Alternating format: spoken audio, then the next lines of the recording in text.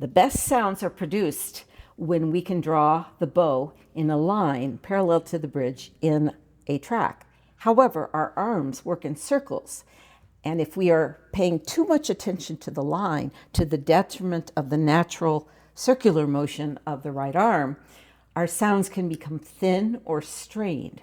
So I call this the problem of marrying the line and the circle. If you do circles with your right arm, you can feel that your upper arm is doing the motions coming from the ball and socket joint of your shoulder. And now if you put your elbow on an imaginary table and you swing your forearm from the elbow, there's a hinge there, and that also makes a circle, right? So Dunas called this the smile bow. And he thought that every single bow should have this approach to the string, and even also when you leave. Do you remember the airplane exercise? Yes. Do you need a cloth for your fiddle? This is a good idea so Sure. you don't hurt your fiddle. Preferably something slippery. And you put it here. Okay. So Abby's going to pretend that her bow is an airplane, and she's going to put it as far past the string as possible. Now, it's an airplane, and her tip is going to be up in the air, and as she starts to approach the landing plane of the string, she's not going to slow or stop. She's going to continue on, and she's going to touch down without her passengers spilling their coffee. And if she has this shape as she touches down, it should be very smooth. Do you remember what happens next? Yes. Okay, so you do it. Okay.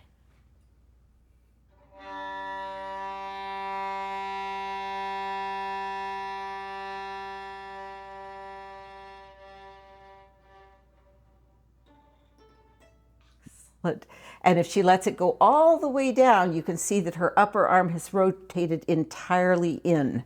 Now, if you were to do an up bow, do you remember how to do that? I think so.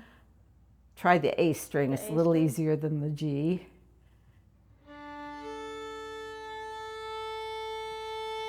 Tip up and pluck, pluck, pluck. And you can end with this touching your face.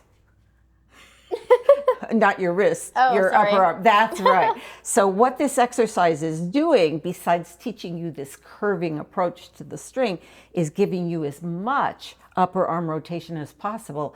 And I have had instances where I have given this exercise and the sound has opened up automatically because they're using more of these muscles.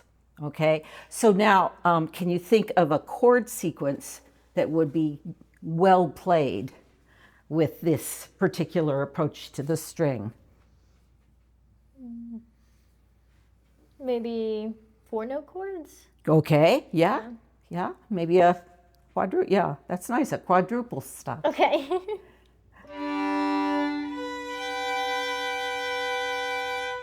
Right, and even an up bow quadruple stop. Okay, and now how about a single note? Can you make the approach gently? So before you touch down, make sure you feel that little tiny arc. Mm-hmm. So you're close to the string, but you still arc in. That was good. Do it again. Do it again.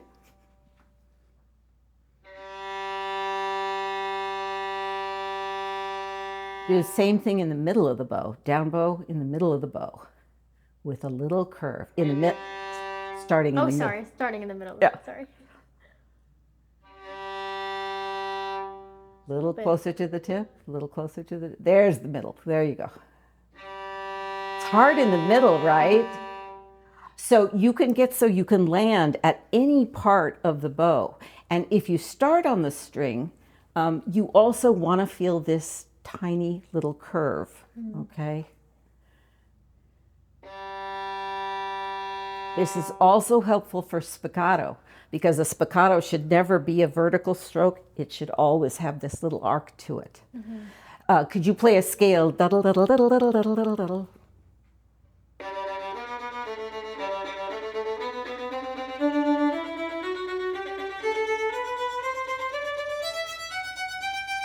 Nice. And can you see the dancing tip? So she's getting a lot of this motion into her spiccato, and the more dancing tip you get, the more off the string you will get. Okay, so that should feel nice. And it should avoid that feeling of, right, that kind of jerky start. Okay.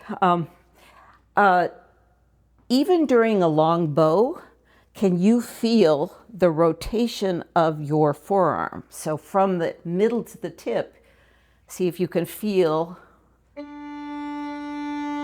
this going down, right? Nice.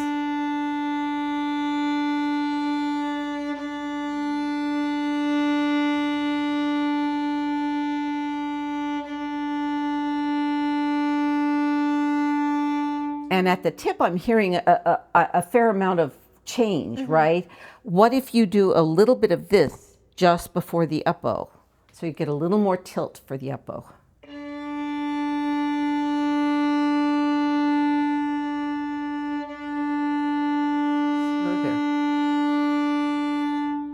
Smoother. So those little circles at the ends of the bow help, at the beginnings and ends of notes help. When you have a chord, if you come off in this circular fashion, I remember George Nykrug saying to me, put your frog to the balcony. So you play a chord, and maybe you can demonstrate that.